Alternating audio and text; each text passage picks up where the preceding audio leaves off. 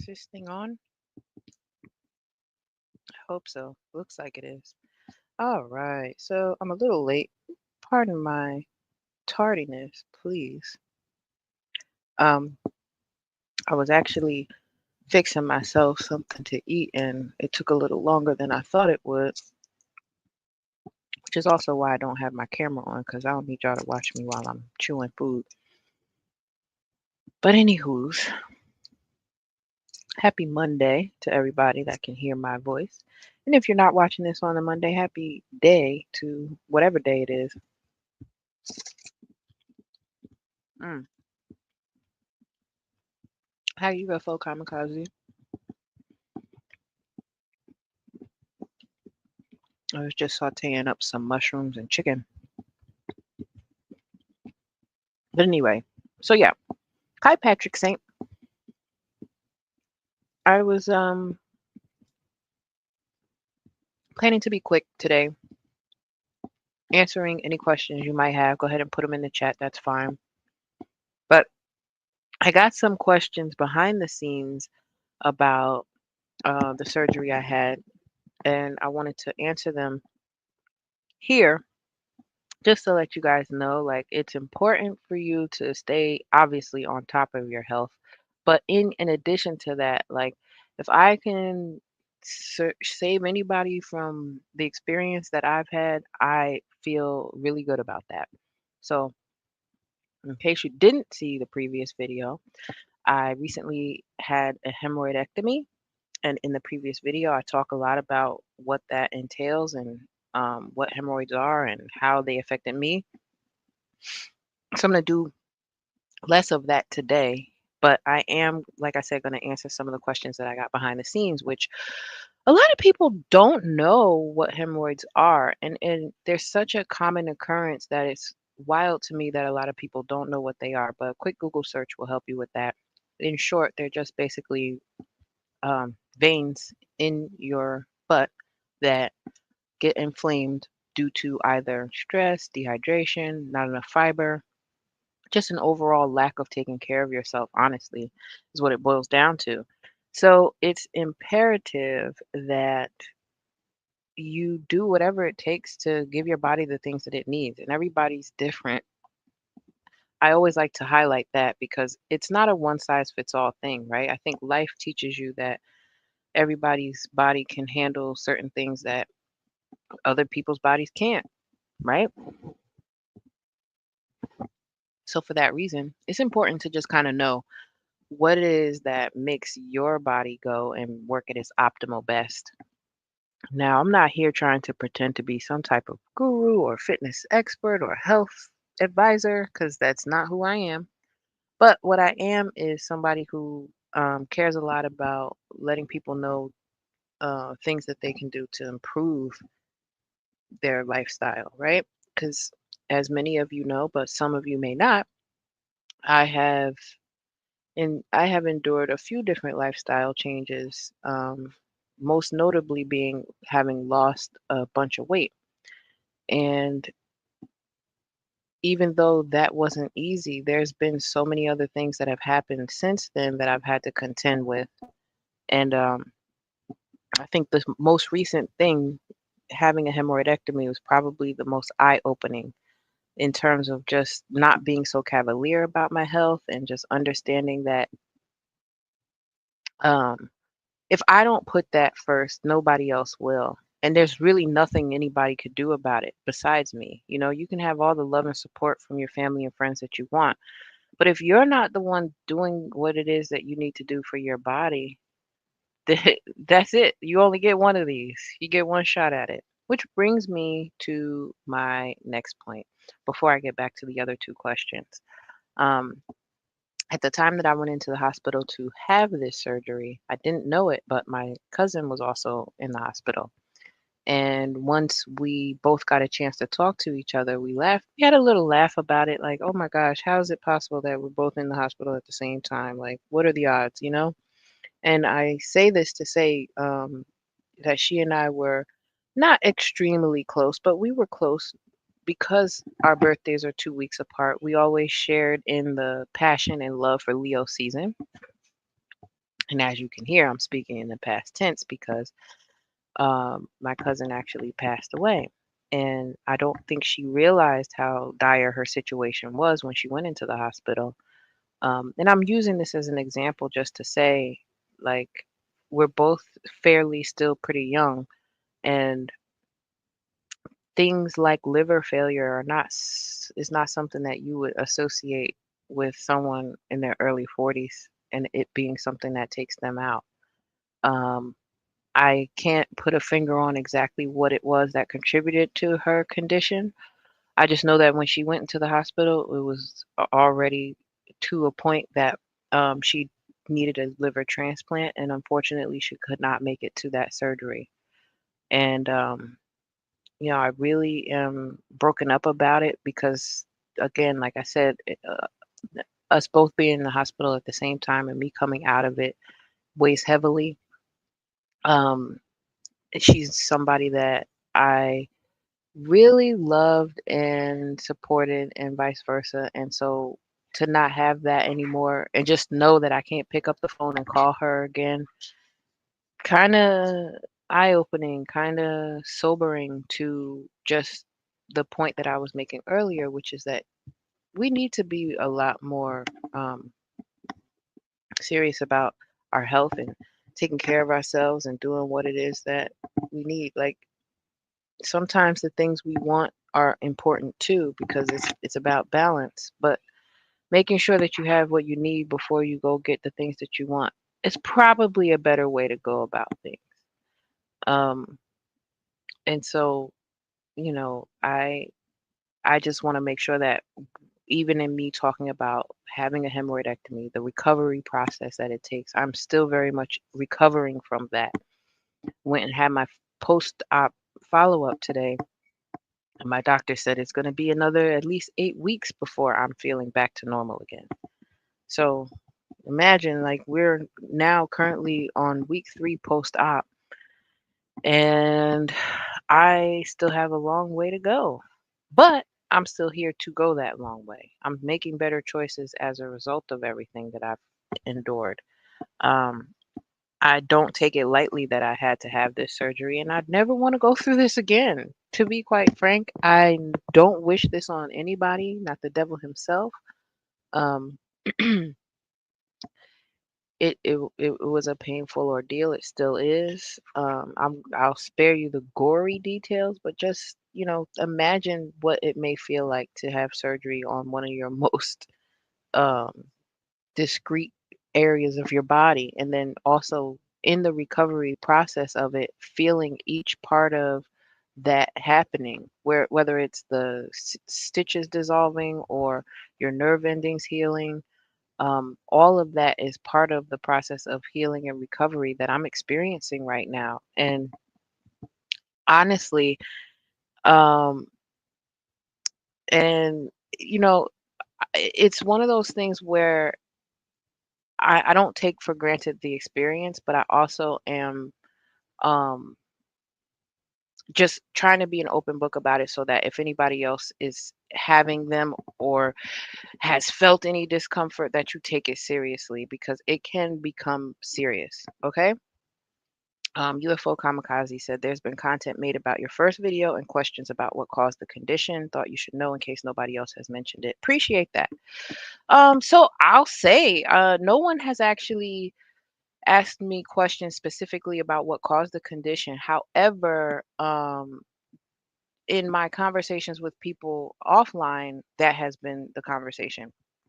So typically, it's a diet related issue. Hemorrhoids come from a myriad of factors, right? It could be stress, it could be dehydration, it could be lack of fiber, right? Um, it could be straining while making a bowel movement. Like these are all things that contribute to it. It could be that you lifted something too heavily. There's so many things connected to that part of your body that you don't realize until it's been compromised. That's another part of the recovery that I'm realizing. Like just going down the steps, you don't realize how much muscle it takes to do normal things uh, until one of those things is compromised. So To answer that question, whoever has made content about it or had questions about the condition, I'm open to you asking me directly, whatever those questions are. But in my case, I had been working a job that was very stressful and threw my routine off kilter. Basically, I didn't have a routine anymore. I was working hours that I wasn't used to, and the stress from that and not having the routine that I've cultivated over the years led to my body having a reaction to that. I couldn't normally go to the bathroom like I would, and so when I did, it was painful. Things became inflamed in a way that they normally wouldn't have because I had been managing it for years prior to this.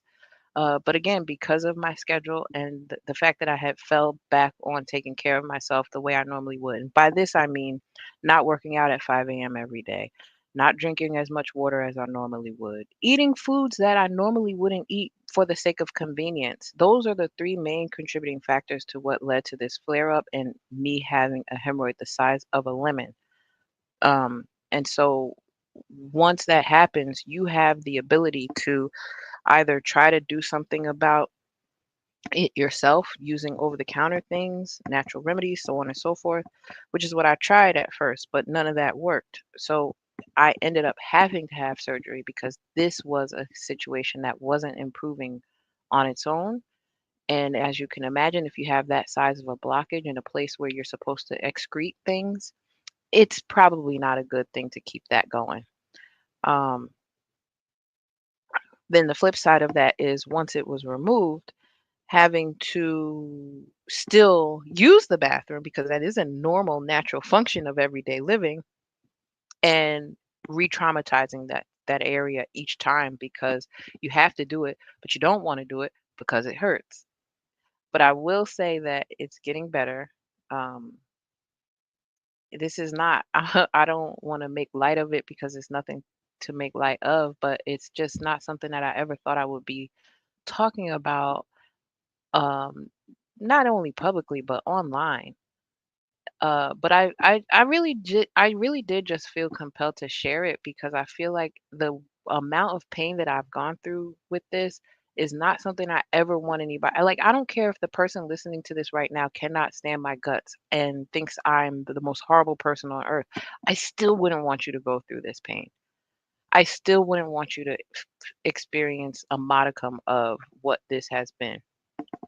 That's how painful it was. Like that's how uncomfortable it was. Um, so yeah,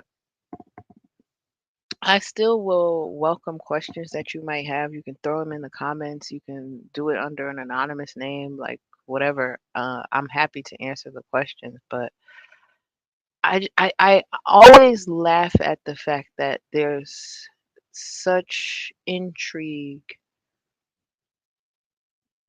towards me when I'm such an open book and I'm so open and honest about things going on with me. Like, I'm not up here pretending to be somebody that I'm not. You guys know what I look like.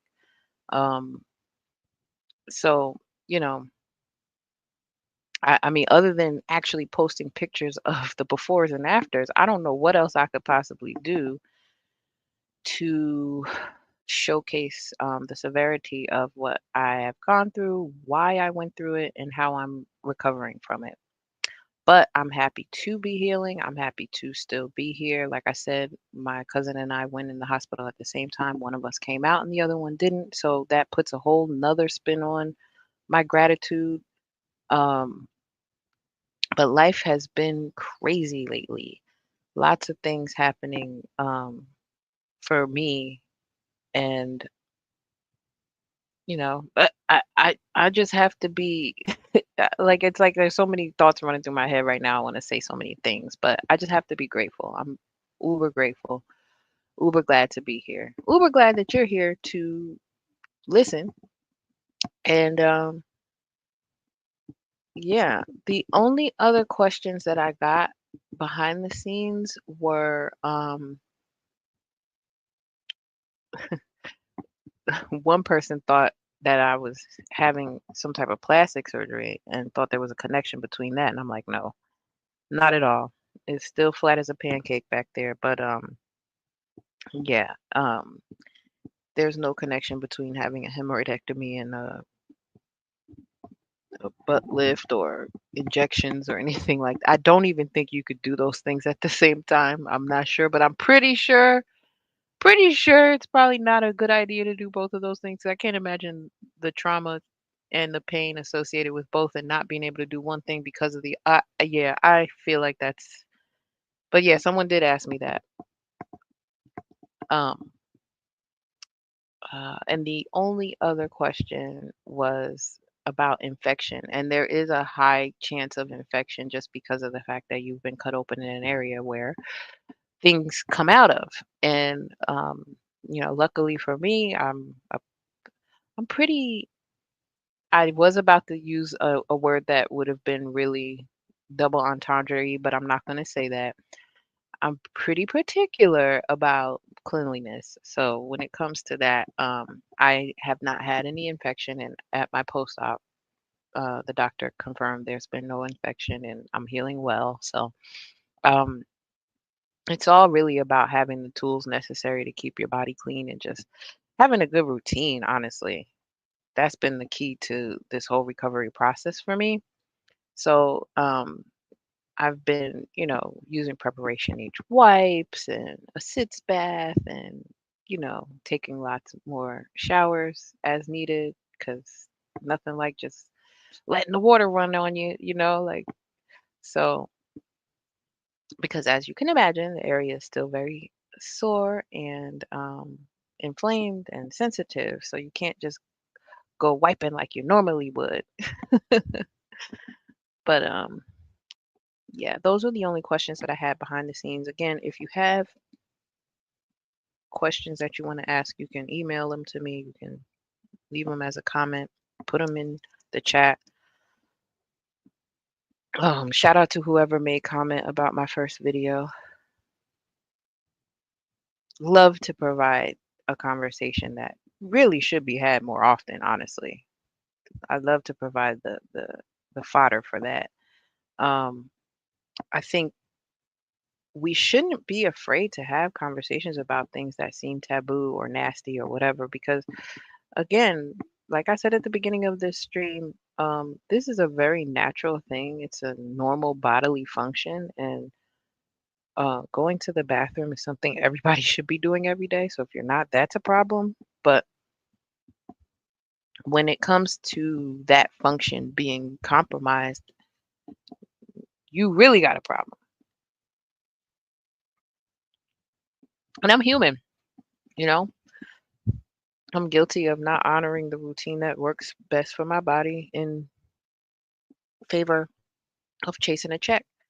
And that got me here. So needless to say, I'm no longer doing that job, and I'm settling back into a sense of normalcy. So that feels great.